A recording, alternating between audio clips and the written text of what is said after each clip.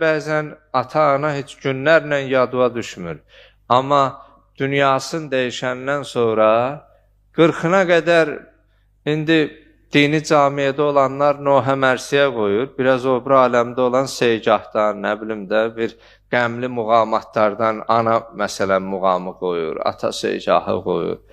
Heç sağlığında heç ata necəsən, anam necəsən heç soruşmur da, ha?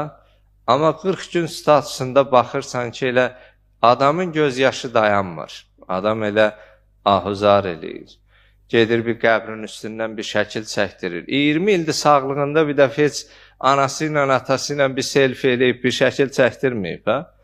Amma indi orada biraz qəmli nüanslar var da, müəyyən yerlər var. Yəni, gərək belə şeylərdən insan xal tutmasın. Belə şeylərlə tərəfə özü xilaskar kimi, fədakar kimi göstərməyə çalışmayasan.